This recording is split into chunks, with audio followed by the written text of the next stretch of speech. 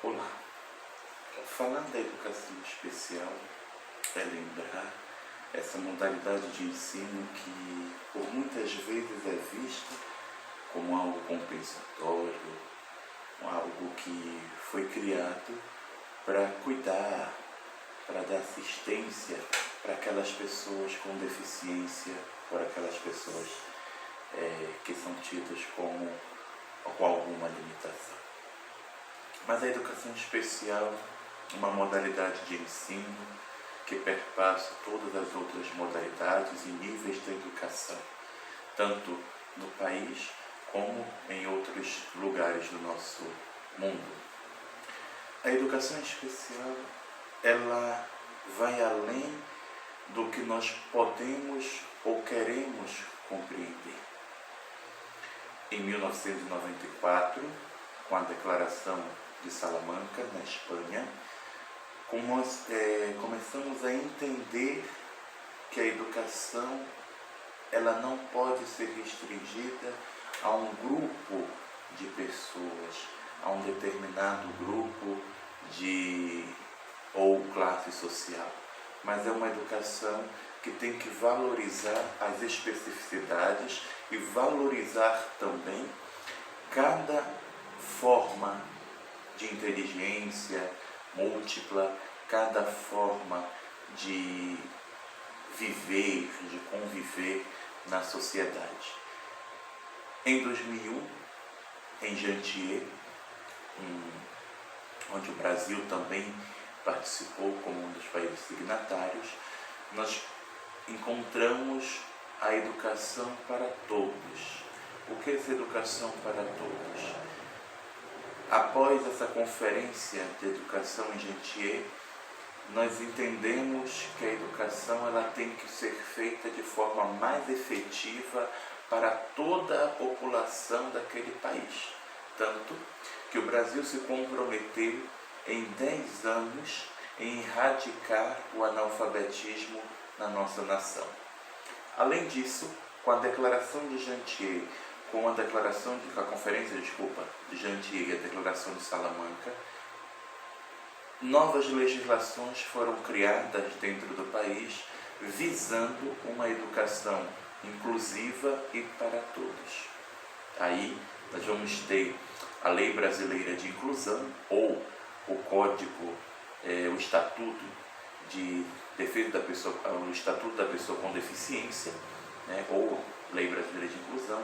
Nós vamos encontrar a Lei da Libras, que oficializa a língua brasileira de sinais como a nossa segunda língua nacional para nós ouvintes, mas também a primeira língua para as pessoas surdas. Então nós vamos começar a encontrar aí o início de políticas públicas voltadas com essa intenção da educação especial e da inclusão. Mas o que é educação especial? A educação especial ela viveu várias fases e vive até hoje várias fases e etapas para a sua consolidação dentro da sociedade. Na antiguidade, as pessoas que nasciam com alguma deficiência, elas eram mortas, elas eram sacrificadas ou eram abandonadas em florestas para que os deuses pudessem cuidar delas. Na verdade, era uma forma de eliminar aquelas pessoas, porque no contexto daquela época, uma pessoa com deficiência estava invalidando aquela sociedade, colocava em risco aquele povo. Por quê? Por exemplo, para a cidade espartana, para a cidade-estado de Esparta, que era conhecida pelo seu militarismo, pela sua forma de combate, uma pessoa com deficiência não poderia fazer parte do exército. Ela não conseguiria se defender. Ela não ia conseguir defender a sua família e muito menos a sociedade. Então ela seria um peso para aquele povo. Por isso deveria ser morto. E quando nascia, era observado, se tinha alguma anomalia, se tinha alguma deficiência, ele era assassinado, era jogado de um precipício, era cortado, enfim, ele tinha que ser eliminado. Naquele filme 300, nós vemos essa relação quando o rei Leônidas, ele acaba conversando com um espartano, Corcunda, que tinha algumas outras deficiências, anomalias ali, e ele pergunta por que não mataram. Então a gente lembra essa situação aí.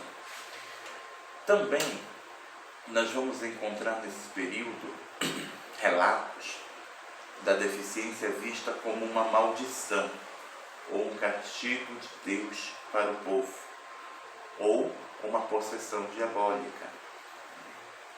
Dentro do contexto religioso, teológico, a explicação para uma possível possessão diabólica tem suas relações, tem suas manifestações diferentes do que nós vamos ver nesse contexto histórico relacionado à educação especial.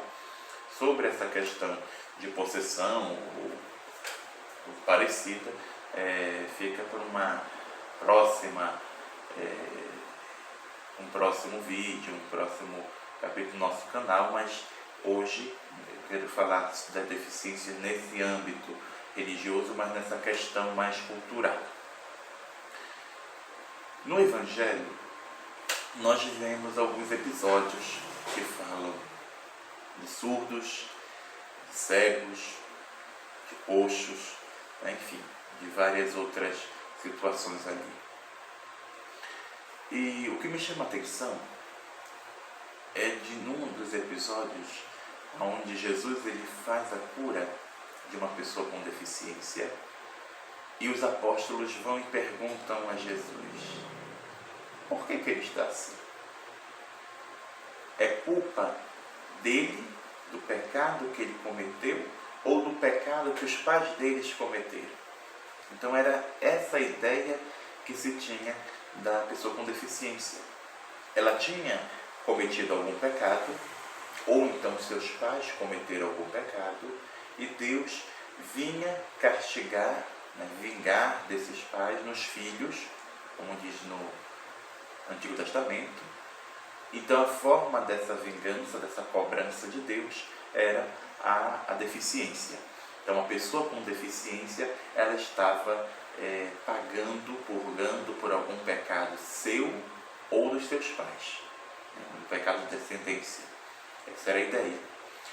A outra era também que as pessoas que eram surdas, cegas ou com qualquer outra deficiência, elas estavam sendo usadas pelo diabo. Então eram pessoas que não tinham importância, Deus tinha esquecido delas, elas eram amaldiçoadas, ninguém podia chegar perto delas. Essa era a ideia que se encontrava ainda ali na Antiguidade. A ideia que nós chamamos dentro desse processo, as fases da educação especial, como a primeira fase que foi da eliminação das pessoas, da mutilação, da morte. E essa parte da onde viam como um castigo, como uma possessão demoníaca, nós já encontramos ali uma segunda parte, que é a segregação.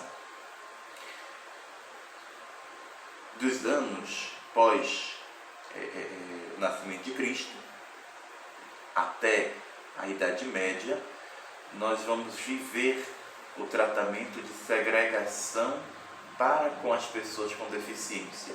E dentro desse tratamento de segregação, nós também encontramos o tratamento assistencialista médico, clínico, onde a pessoa com deficiência já deixa de ser visto um pouco como uma maldição, como um pecado, como instrumento de Satanás, e se vê que é necessário cuidar dessas pessoas, porém com uma visão clínica assistencialista, não com uma visão social, com uma visão educacional. Então, na Idade Média, a Igreja a Igreja Católica, ela começa a ter um cuidado, uma atenção a mais com as pessoas com deficiências. Por quê? Do século VI ao século XV, nós conseguimos ver, em alguns relatos, que as sociedades mudavam a sua visão em relação à pessoa com deficiência. Por exemplo, para algumas sociedades, a pessoa surda, ela era uma pessoa divina. O cego era uma pessoa divina. Por quê? Eles eram surdos e cegos para este mundo, para a realidade exterior, mas conseguiam ver e ouvir a Deus.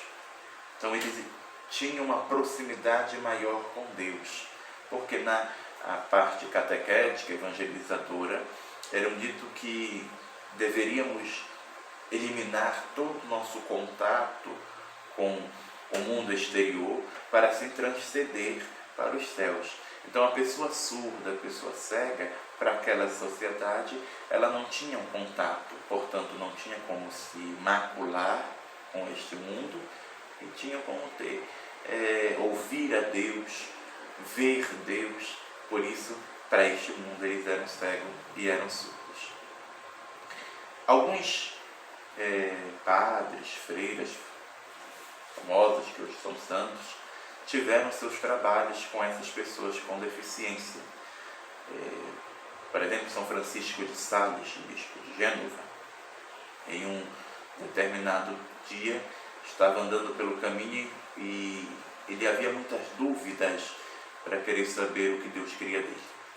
Então ele encontra um rapaz surdo no caminho, lá na rua, e vai ajudá-lo, e ele entende ali que Deus queria que ele fizesse alguma coisa para as pessoas com esse problema, com essa deficiência da surdez. Daí começa o trabalho de assistencialismo catequético, humanístico também, vamos assim dizer, com as pessoas surdas, levadas para a igreja. Nesse período da Idade Média, a igreja ela tinha hospitais, escolas, tudo voltado sobre o seu comando, sobre a sua direção, uma vez que tais instituições eram anexas aos prédios das igrejas.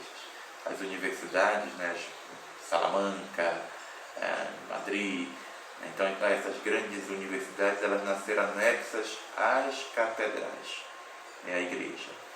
Então, ali onde o povo se encontrava para rezar e também os padres moravam, começou também a ter esse assistencialismo. São Francisco de Sales, que criou uma congregação da visitação das monjas, mulheres, também utiliza da casa, do convento, do mosteiro, para que ali fosse cuidar daquelas pessoas. Nesse período nós vemos a segregação, porque eles eram tirados da sociedade e colocados ali dentro de uma instituição, de um convento, de um mosteiro, ou de qualquer outro espaço ali, para ter um tratamento de assistencialismo. Banho, comida, a vestimenta, também a tentativa de uma escolarização, que para aquela realidade deles era a mais acertada, como também os tratamentos médicos. Apesar de algumas fontes dizerem que nem sempre a igreja concordou com tais métodos, mas alguns cientistas, com boas, mais intenções talvez, não sabe, se aproveitaram deste momento para fazer umas certas experiências com essas pessoas, para eles virem a ouvir, para eles virem a enxergar, para eles andarem, enfim.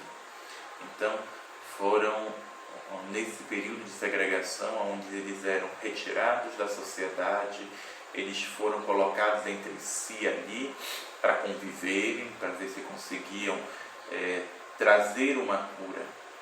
Por isso nós chamamos de um assistencialismo clínico, onde a intenção era curar aquelas pessoas para que elas pudessem mas que elas pudessem ouvir pela primeira vez, ver pela primeira vez. Tinha essa intenção clínica. Assistencialista, porque estavam cuidando deles. É interessante entender que essa questão da antiguidade e da Idade Média são questões culturais do tratamento com pessoas com deficiência, que perduraram por muito tempo. Essa ideia da segregação ficou muito forte nas sociedades, e até hoje nós ainda percebemos em algumas falas, em alguns métodos, em algumas atividades ainda essa segregação. Por exemplo, as escolas com classes especiais. Não as escolas especializadas, como a PAI, a Fundação Pestalozzi, não. Nas escolas de ensino público, onde deveriam ter as salas para educação especial, onde deveriam ficar. Até a forma, às vezes, dessa matrícula dos alunos em turma ainda apresenta um pouco dessa segregação, mas isso fica mais adiante para vermos um pouco. É importante saber que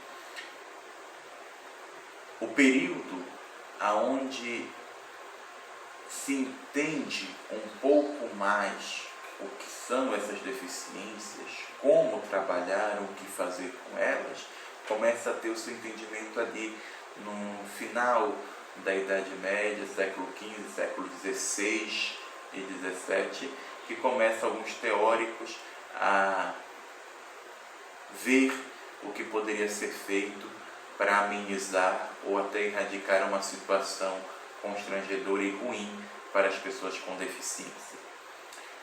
Em suma, podemos entender que a educação especial ela foi formada por determinadas etapas, aonde de maneira divergente ou de uma maneira que mais se comparava ou se adequava àquela realidade, eles tentaram facilitar ou tentaram colocar o trabalho com a educação especial.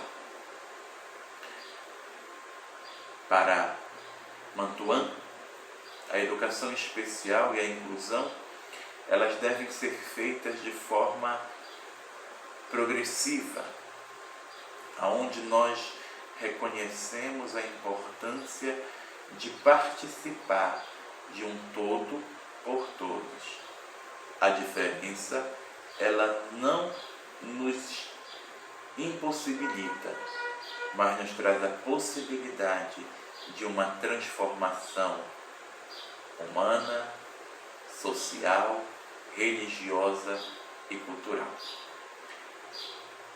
Tenhamos a educação especial e a inclusão como não apenas uma modalidade de ensino, não apenas uma moda que hoje todo mundo gosta de falar, que todo mundo gosta de expor, ou até mesmo como uma bandeira política partidária, mas sim como uma bandeira de luta, não para nos engrandecer, não para querer uma transformação a todo pulso, mas como uma bandeira de luta para que a educação para todos seja realmente para todos, sem distinção, para que nossa formação docente seja uma formação onde nós somos preparados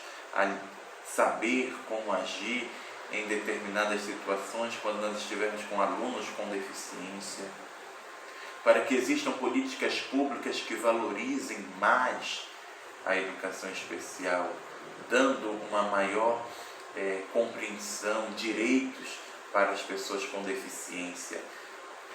Vejamos a educação especial como uma possibilidade integral de melhorar a nossa forma de viver a nossa forma de agir.